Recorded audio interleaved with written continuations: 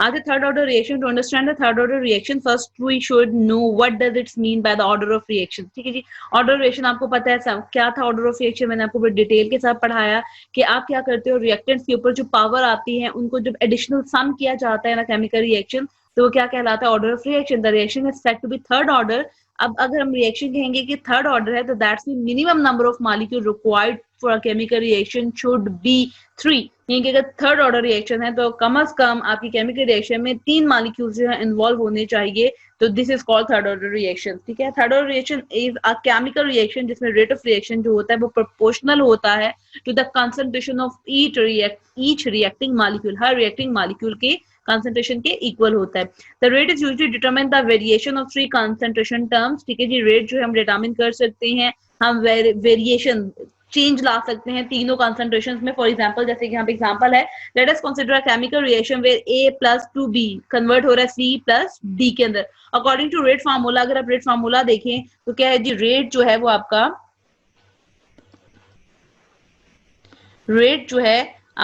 वो directly proportional हो रहा है किस पे, कंसंट्रेशन ऑफ A पे जिसकी पावर 1 है और कंसंट्रेशन ऑफ B पे जिसकी पावर क्या है, 2 है.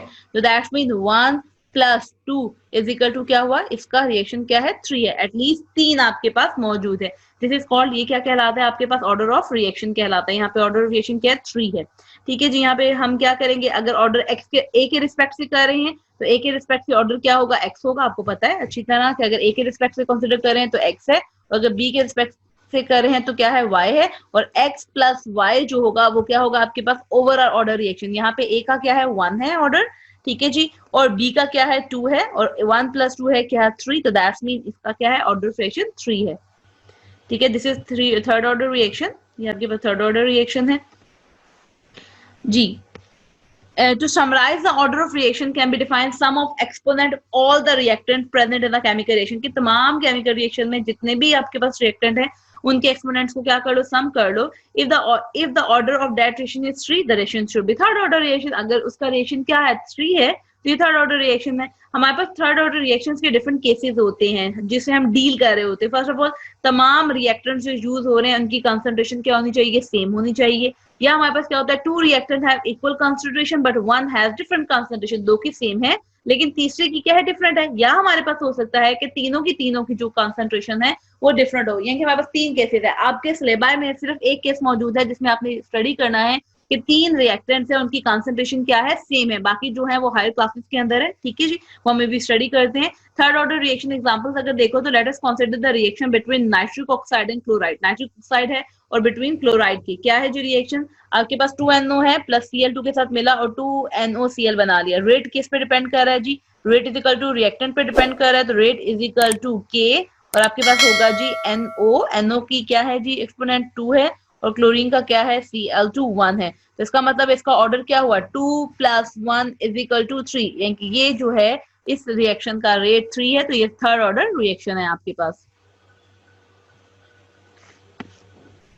जी. ऑर्डर ऑफ अबव रिएक्शन क्या है, सम ऑफ एक्सपोनेंट करो तो 2 + 1 3 है. Let us consider the reaction between nitric oxide and oxygen.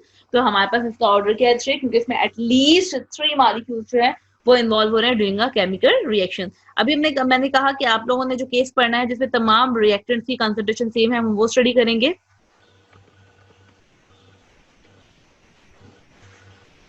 Ji, case है आपके पास कि when the concentration of all the 3 reactants are equal. सिर्फ ये केस स्टडी करना है कि हमारे पास जो है वो तीनों रिएक्टेंट की कंसंट्रेशन क्या है, सेम है. सपोज करते हैं कि वी हैव अ रिएक्टेंट्स. ठीक है जी, A, B एंड C. हमारे पास 3 रिएक्टेंट्स हैं A, B and C and the initial concentration of each of them is A moles per dm³. अभी हमने कहा क्यों A moles per dm³ है कि तीनों की कंसंट्रेशन सेम है. तीनों की कंसंट्रेशन का सेम का मतलब है कि हम रिएक्शन स्टार्ट कर रहे हैं तो A भी 10 मोल्स है, कंसिडर कर रहे हैं, B भी क्या है 10 मोल है, और C भी क्या है 10 मोल है. ठीक है जी, इक्वेशन ड्राइव करने के लिए हम सपोज कर लेते हैं कंसंट्रेशन क्या है, A है. यानी कि आपके पास A plus B plus C जो है वो कन्वर्ट हो रहा है किसके अंदर, प्रोडक्ट के अंदर. A की कंसंट्रेशन एट टाइम 0, जब टाइम 0 था, जब रिएक्शन स्टार्ट नहीं हुआ, तो आपके पास A की concentration A moles per dm³ है, B की भी A मोल्स पर dm³ है, C की भी A मोल्स पर dm³ है, और प्रोडक्ट्स की 0 मोल्स पर dm³ है क्योंकि अभी रिएक्शन स्टार्ट नहीं हुआ. जैसे ही टाइम T को पहुंचेगा, आपका टाइम अप्रोच करेगा आगे, आपके पास क्या होंगे, x moles per DM cube किसकी बन जाएगी, प्रोडक्ट की कंसंट्रेशन बनेगी। कैसे बनेगी, कैसे बनेगी जी, जब ए अपने कुछ मालिक्यूल्स को कंज्यूम करेगा, बी करेगा और सी करेगा, यानी कि ए में से भी बनेगी, बी में से भी बनेगी, सी में भी से भी बनेगी। तभी हम क्या लिख रहे हैं जी, ए माइनस एक्स, यानी कि आपकी प्रोडक्ट ए माइनस एक्स से आ रही है। क्लियर हो गया जी। तो A minus X for B and A minus X for C, जब टाइम टी पे अप्रोच किया। क्लियर है जी। The rate of reaction D X over D T, यानी कि आपका रेट ऑफ रिएक्शन जो है वो डिपेंड कर रहा है concentration of all the three reactants in this reaction at that time, कि इस टाइम में जो तीनों की तीनों रिएक्टेंट की कंसंट्रेशन जो है उन पे आपका रेट क्या कर रहा है, डिपेंड कर रहा है। ठीक हो गया।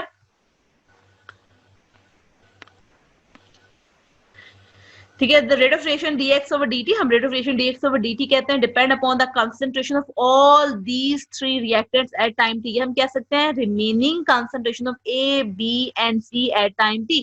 ये टाइम t पे जितनी कंसंट्रेशन बच गई है प्रोडक्ट बनने के बाद a b और c की, आपका रिएक्शन रेट उस पर डिपेंड कर रहा है। तभी हम क्या करते हैं जी, रेट जब लिख रहे हैं तो हमने रेट कैसे लिखना है जी, हमने रेट लिखना है जी। अब हम रेट लिखने लगे हैं। First of all third order reaction के लिए रेट कैसे लिखे जाएंगे, आप लोग लिखोगे जी रेट कैसे जी, ये आपके पास लिखा भी हुआ है dx ओवर dt।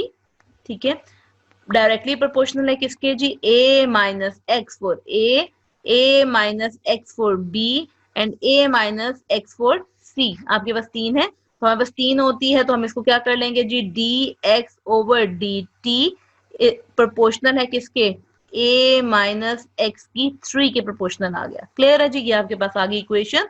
ठीक है जी, जब प्रोपोर्शनल साइन खत्म करोगे तो dx ओवर dt आ जाएगा इजिकल टू k है आपके पास a माइनस एक्स कंसंट्रेशन 3, तो ये आपके पास क्या आ गई जी, इक्वेशन नंबर 3 आ गई, 1 आ गई, सॉरी इक्वेशन नंबर 1 आ गई। ठीक हो गया। दिस इक्वेशन 1 टेल क्या कर रहा है us, that the speed with which the reaction is progressing, ये किस स्पीड के साथ आपका रिएक्शन आगे फॉरवर्ड कर रहा है। Actually we want such equation which tell us the concentration of reactant and product and at any value of time t। हम बेसिकली ऐसी इक्वेशन चाह रहे होते हैं जो हमें किसी भी टाइम पे बताए कि कितना रिएक्टेंट हमारे पास कंज्यूम हुआ है और कितना रिएक्टेंट की कंसंट्रेशन हमारे पास नहीं बनी है। इस पर्पस के लिए हम क्या करते हैं, हम इक्वेशन नंबर 1 को क्या करेंगे, इंटीग्रेट कर देंगे। ठीक है जी, तो इंटीग्रेशन करेंगे, लेकिन इंटीग्रेशन से पहले हम फर्स्ट ऑफ ऑल क्या करेंगे, इक्वेशन नंबर 1 से वेरिएबल्स को और कांस्टेंट्स को क्या कर देंगे, थोड़ा सा सेपरेट कर देंगे। कैसे सेपरेट करेंगे, अब देखिए आपके पास इक्वेशन नंबर 1 है, हम इसको करें जी dx और ये चीज उठाकर हम नीचे ले आएंगे ओवर a माइनस एक्स की क्या आ जाएगा, 3 आ जाएगा। ठीक है, इजिकल टू आपके पास क्या है जी k और इसके साथ क्या आ जाएगा dt, यानी कि ये आपके पास इक्वेशन आ गई। हमने इसे इंटीग्रेशन के लिए फर्स्ट ऑफ ऑल वेरिएबल्स को क्या कर लिया, सेपरेट आउट कर लिया।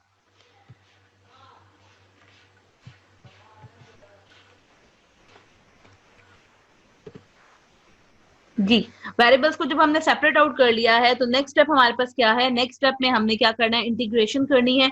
इंटीग्रेशन के लिए आप लोग क्या करते हो देख लें जी, इंटीग्रेशन के लिए आप dx ओवर dt, ये इनके उस इक्वेशन के हम क्या करेंगे, इंटीग्रेशन फैक्टर लगाएंगे। अब इंटीग्रेशन फैक्टर जो है बेसिकली ये वाली जो चीज है आपके पास, ठीक है, यहाँ पे इंटीग्रेशन फैक्टर कांस्टेंट के लिए नहीं होता बल्कि किसके लिए होता है, एक्स dt के लिए हो जाएगा। ठीक हो गया, ये आपके पास इंटीग्रेशन फैक्टर हो गया। अब हमने क्या करना है जी, इसकी इंटीग्रेशन सेकंड वाले ऑर्डर से बहुत इजी है।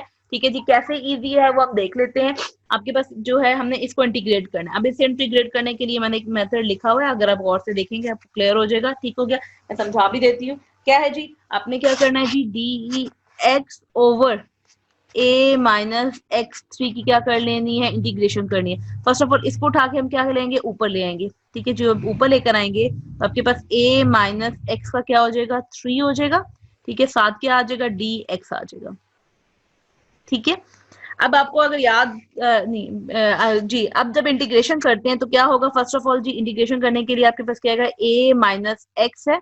ठीक है जी, -3 माइनस +1। अब क्या करोगे जी, इसको +1 से क्या करोगे, इसके साथ +1 लगा दोगे, इंटीग्रेशन फैक्टर है। ठीक हो गया, डिवाइडेड बाय क्या करेंगे, ये चीज जो लिखी हुई है इसे नीचे लिख लेंगे, -3 +1। ठीक हो गया, और ये फैक्टर एक दफा दोबारा लिख लेंगे। कैसे लिखेंगे, डी एक्स ओवर सॉरी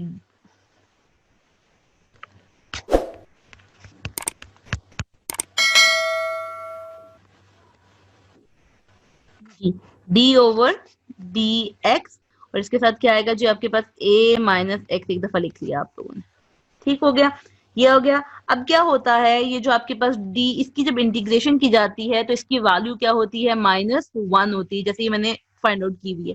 कैसे -1 होती है कि ए आपके पास इसमें क्या है, इसमें आपके पास अगर देखो, इसको देखते हैं, डी ओवर डी एक्स ए माइनस एक्स, इसको पहले चेक करें, इसमें ए क्या है आपके पास, कांस्टेंट है, तो हम इसे बाहर ले आए, इसको कांस्टेंट की जो होता है हमेशा डेरिवेटिव वो 0 होता है, तो आपके पास माइनस बाहर आ गया, तो minus D over D x आया, ठीक है, और इसकी वैल्यू जब होती है वो क्या निकलती है, -1 निकलती है, तो हमने क्या कर दिया, इधर -1 को पुट कर दिया, ठीक है, तो हमने क्या किया जी, -1 इसमें पुट कर दिया, तो आपके पास क्या बन गया जी, a माइनस एक्स, -3 और +1 क्या होता है जी, -2 होता है, ठीक है, और यहाँ पे भी क्या हो जाएगा, 2 आ जाएगा आपके पास,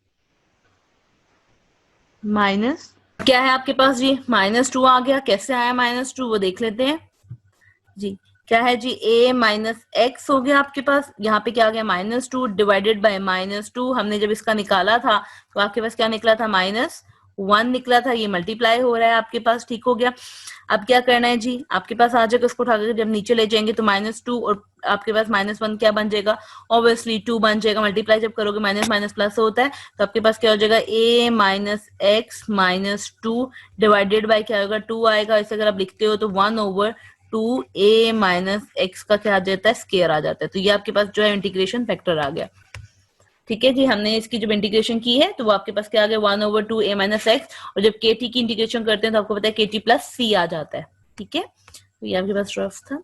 अच्छा, अब क्या है जी, क्वेश्चन नंबर 2 हमारे पास बन गई, सी इसमें आपके पास क्या है जी, कांस्टेंट है, सी कांस्टेंट है ऑफ इंटीग्रेशन, इक्वेशन नंबर 2 है, in order to determine the value of C we apply, क्या करते हैं, बाउंड्री कंडीशन, हम क्या करते हैं जी, वैल्यू सी निकालने के लिए क्या करेंगे जी, बाउंड्री कंडीशंस को अप्लाई करेंगे। बाउंड्री कंडीशन क्या होती है, बाउंड्री कंडीशन होती है कि जब टाइम 0 होता है तो सी बी एक्स की जो वैल्यू होती है वो भी क्या आ जाती है, 0 हो जाती है, आपको पता है जी, जब टाइम 0 है तो एक्स की वैल्यू भी 0 है। हम putting the value of x and T in equation number 2, equation number 2 में आपने क्या करना है, वैल्यूज को पुट करना है, इक्वेशन नंबर 2 में वैल्यूज को पुट करेंगे तो क्या है, 1/2 आ जाएगा, ठीक है, ए माइनस 0 का क्या आएगा, स्केयर, यहाँ पे एक्स की वैल्यू 0 है, इज इक्वल टू क्या आ जाएगा जी, के टी, टी यहाँ पे क्या है, 0 है, प्लस सी आ जाएगा, इनके अब आपके पास क्या बचा, 1/2 ए स्केयर हो जाएगा ऑब्वियसली, ठीक है, इज इक्वल टू के जब 0 से मल्टीप्लाई होगा तो 0 हो जाएगा, प्लस क्या आ जाएगा, सी हो जाएगा, आपके पास 1/2 ए स्केयर इज इक्वल टू सी, यानी कि आपके पास यहाँ पे इंटीग्रेशन फैक्टर की जो है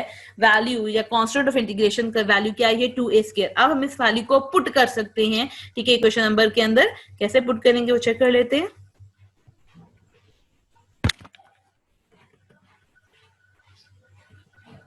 जी।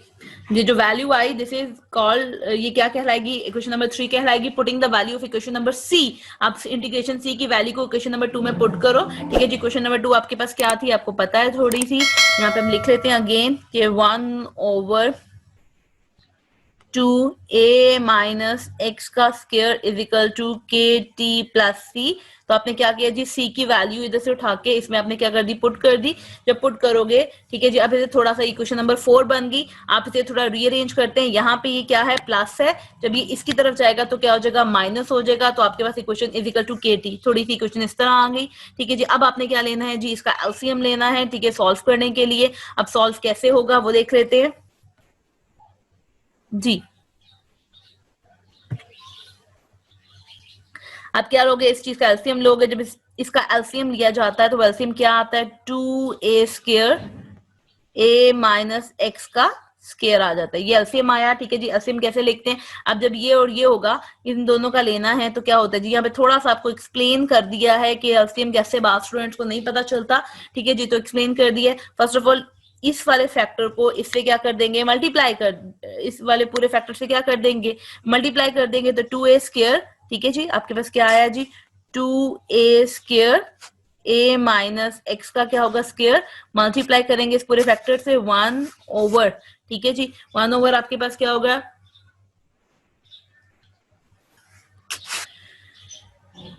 जी, क्या हो जाएगा आपके पास, ये वाला कैंसिल आउट हो जाएगा इससे, तो पीछे क्या बचा a माइनस एक्स, तो हमने क्या लिख दिया a माइनस एक्स का स्क्वायर लिख दिया। अगेन अगला इस पे चलेंगे, इसमें जब करते हैं तो आपके पास क्या आ जाता है जी, मल्टीप्लाई करना है, तो इसमें आपके पास a माइनस एक्स जो होगा वो माइनस एक्स से क्या हो गया, कट गया, 2 यहाँ पे 2 से कट गया, तो पीछे क्या बचा, a स्क्वायर बच गया आपके पास। ठीक हो गया, कैसे जी, ये वाला जब इसे करेंगे तो ये कटा और आपके पास सिर्फ ये फैक्टर आ गया।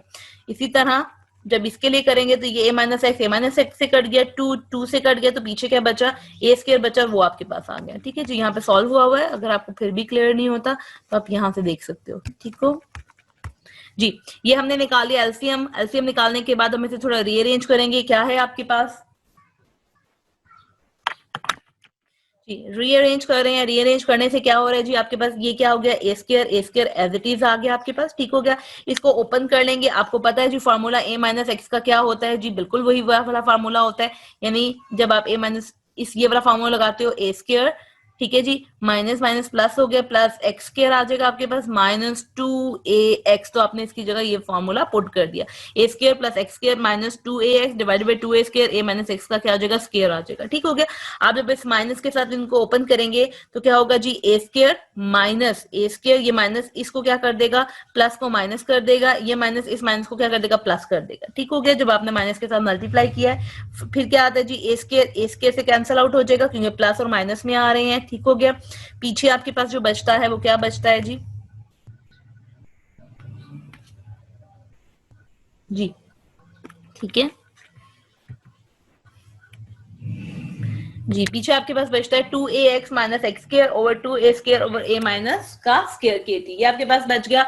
आप लोग थोड़ा सा ऐसे क्या कर लेते हैं, हमें थोड़ा सा रीअरेंज कर लेते हैं, kt is equal to 2ax minus x square 2a square a minus x. अब हम यहाँ पे हमने अगर k की वैल्यू निकालनी है तो k की वैल्यू निकालने के लिए हम t को क्या करते हैं, दूसरी तरफ लेते हैं, इस t को जब इधर लेके जाएंगे तो ये 1/t आ जाएगा। ये आपके पास इक्वेशन नंबर 5 बन गई कि यहाँ पे k की वैल्यू आ गई। By putting the value of x and t, आप x और t की वैल्यू, x की और t की वैल्यू पुट करके रिएक्शन का at different time interval, different times में जो जो रिएक्शन की कॉन्सेंट्रेशन और टाइम है पुट करके आप रेट कांस्टेंट ऑफ के की वैल्यू को कैलकुलेट कर सकते हो। If it come out to be constant, अगर हर दफा डिफरेंट टाइम्स में वैल्यूज बार बार क्या आ रही है, कांस्टेंट आ रही है, तो दैट्स मीन आपका ये रिएक्शन थर्ड ऑर्डर है। क्लियर हो गया, कि अगर फर्स्ट टाइम पुट कर रहे हो के की वैल्यू 10 आ रही है, नेक्स्ट टाइम कुछ इंटरवल के बाद दोबारा पुट कर रहे हो, कंसंट्रेशन चेंज हो रही है, टाइम चेंज हो रही है, लेकिन वैल्यू ऑफ के की फिर भी कांस्टेंट आ रही है, फिर भी कांस्टेंट आ रही है, कॉन्टिन्यूसली टाइम इंटरवल्स में के की वैल्यू सेम आ रही है, तो that's mean is a third order reaction. ये क्या है आपके पास, थर्ड ऑर्डर रिएक्शन है। ठीक है जी, अब हम क्या कर लेते हैं, इसका ग्राफ फॉर्म में ले आते हैं। ग्राफ फॉर्म में लाने के लिए हम इक्वेशन ले रहे हैं जी, आपके पास कौन सी y is equal to M X, जो एज यूजुअल हम लेते हैं, कौन सी जी, y is equal to M X plus C, straight line equation ली है जी। ठीक है, स्ट्रेट लाइन इक्वेशन है, हमने ये वाली इक्वेशन ले ली। अब इस इक्वेशन में क्या है आपके पास, ये वाला जो पूरे का पूरा पोर्शन है ये क्या है आपके पास, y है। ठीक हो गया, y एक्सिस हो गया, इसमें t क्या है, x एक्सिस है, और k क्या है, स्लोप है। इसमें आपके पास इंटरसेप्ट की वैल्यू नहीं आ रही, पिछली दो हमने जो की थी इसमें इंटरसेप्ट की वैल्यू थी। ठीक हो गया जी, तो ये स्ट्रेट लाइन इक्वेशन है, हम पुट कर लेते हैं वैल्यूज को जब पुट किया जाएगा जी, ये आपके पास क्या आ जाएगा, ग्राफ आ जाएगा। y एक्सिस पे आप क्या करोगे, इसको पुट करोगे, जैसे मैंने ये पुट कर लिया, और x एक्सिस पे आप क्या करोगे, टाइम को पुट करोगे। इंटरसेप्ट की वैल्यू नहीं है, तब भी आपका ये जीरो से लाइन स्टार्ट हो रही है, दिस वन जीरो से लाइन स्टार्ट हो रही है। इसमें आपके पास क्या है, slope is equal to k है। स्लोप फाइंड आउट करने का एक और मेथड होता है कि आप क्या कर लो, एंगल बना लो, एंगल यहाँ पे क्या है, थीटा, तो यहाँ पे टैन थीटा भी जो होता है वो भी आपको किसकी वैल्यू दे रहा है, k की वैल्यू दे रहा है, यानी स्लोप की वैल्यू दे रहा है। इसका ग्राफ बना है, इसमें इंटरसेप्ट की वैल्यू नहीं है।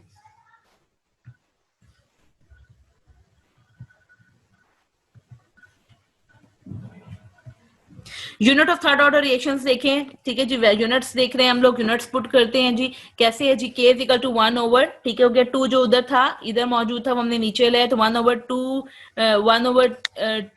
t x 2a है। ठीक है जी, t यहाँ पे क्या होता है आपके पास, सेकंड होता है। ठीक है, ये पूरे का पूरा जो x होता है ये क्या है, मोल्स पर डीएम क्यूब है, ये भी कॉन्सेंट्रेशन है जो ब्रैकेट के अंदर है, इसके लिए भी हम मोल्स पर डीएम क्यूब लिख देंगे। a स्क्वायर है, मोल्स पर डीएम क्यूब का 3 का स्केयर आ जाएगा, और अगेन इसका भी क्या आ जाएगा, स्केयर आ गया आपके पास। ठीक है जी, ये आपने सारे के सारे मोल्स पर डीएम क्यूब कर लिए। अब क्या हो रहा है आपके पास, हम थोड़ा सा इसे रीओपन कर लेते हैं। अब देखिए ये एक मोल्स पर डीएम क्यूब है, ये दूसरा है, तो हम इसका क्या लिख लेते हैं, स्केयर लिख लेते हैं, मोल्स पर डीएम क्यूब, ठीक है, -3 का क्या आ जाएगा, स्केयर आ गया। क्लियर है जी। अब अगेन ये वाला भी स्केयर था और ये भी स्केयर था, ये पहले वाला स्केयर दूसरे वाले स्केयर से क्या हो जाएगा, कैंसिल आउट हो जाएगा। आपके पास पीछे क्या बचा, ये 2 कांस्टेंट है, इसका कोई यूनिट नहीं होता, तो आपके पास पीछे बच गया जी 1/सेकेंड, ठीक है, 1/मोल्स। अब ये 3 2 से जब मल्टीप्लाई होगा तो क्या हो जाएगा जी, दिस वन मोल्स का स्केयर हो जाएगा, डॉट डीएम -6 आ जाएगा। तो आपके पास अगर इसे ऊपर लिखते हो तो k is equal to second, ऊपर जाएगा तो सेकंड -1 हो जाएगा, मोल्स ऊपर जाएगा तो -2 हो जाएगा, डीएम क्यूब जब ऊपर जाएगा तो +6 हो जाएगा। यानी कि आपके पास थर्ड ऑर्डर का जो रेट कांस्टेंट है उसके unit second -1, moles -1, DM cube 6 है।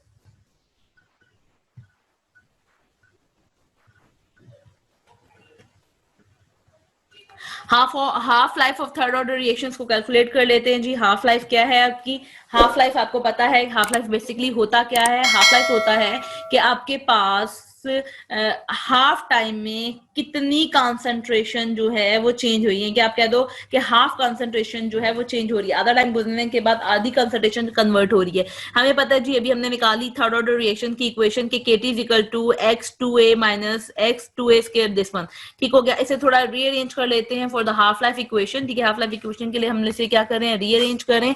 रीअरेंज जब करोगे तो t इधर रह गया आपके पास, ठीक है, और 1/k जो है वो यहाँ पे आ गया। हमने अगर आप देखो 2a स्क्वायर है तो इसके साथ ही हम क्या लिख देते हैं, 2a स्क्वायर लिख देते हैं, और साथ आपके पास पीछे क्या बचा जी, x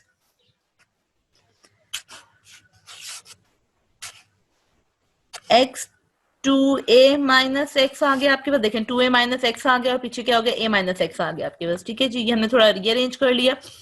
अब आपको पता है जी, जब आपके पास हाफ लाइफ आती है, हाफ लाइफ पीरियड में जो t होता है वो इक्वल हो जाता है किसके, 1/2 के इक्वल हो जाता है, और जो x होता है वो इक्वल हो जाता है a डिवाइडेड बाय 2 के। a डिवाइडेड बाय 2 का मतलब क्या है, basically a divided x is equal to a divided by 2 का मतलब है कि a ओवर 1/2, और 1/2 की आपको वैल्यू पता है, 0.5a, यानी कि जब हाफ लाइफ होती है तो x की वैल्यू जो होती है वो हाफ, यानी कि हाफ कंसंट्रेशन जो होती है वो चेंज हो जाती है किसके अंदर, प्रोडक्ट के अंदर।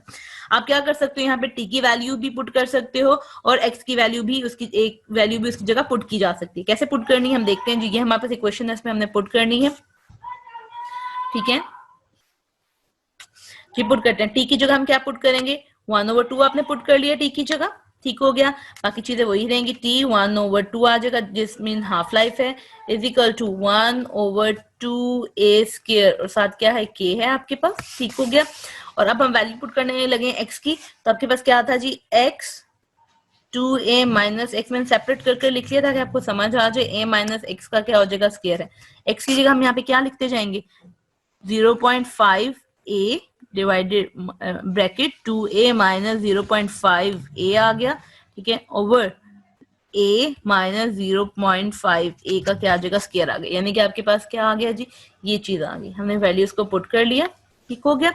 2a से क्या करते हैं जी, जब 2a से आप लोग 2a से माइनस 0.5a को माइनस करोगे तो पीछे क्या आ जाएगा, 1.5a आ जाएगा, जो मल्टीप्लाई हो रहा है किसके पास, 0.5 से मल्टीप्लाई हो रहा है।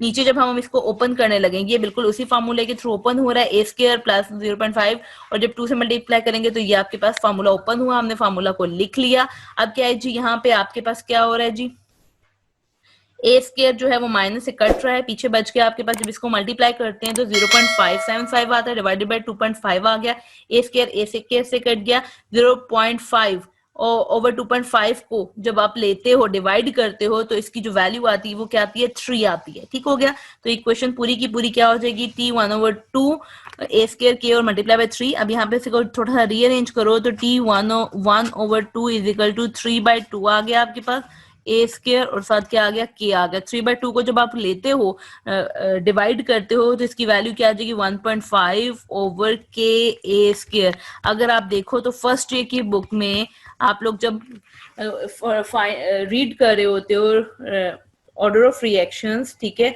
तो वहां पे ये वैल्यू डायरेक्ट लिखी हुई है, ठीक है। अब आपने देख रहे ये वैल्यू कैसे कैलकुलेट हुई है, तो इसी तरह आपने सबकी वैल्यूज को क्या कर लेना है, कैलकुलेट कर लेना है, तो आपके पास हाफ लाइफ आएगी, ठीक है। थर्ड ऑर्डर की जो हाफ लाइफ है वो इक्वल होती है 1.5 डिवाइडेड बाय के ए स्क्वायर की।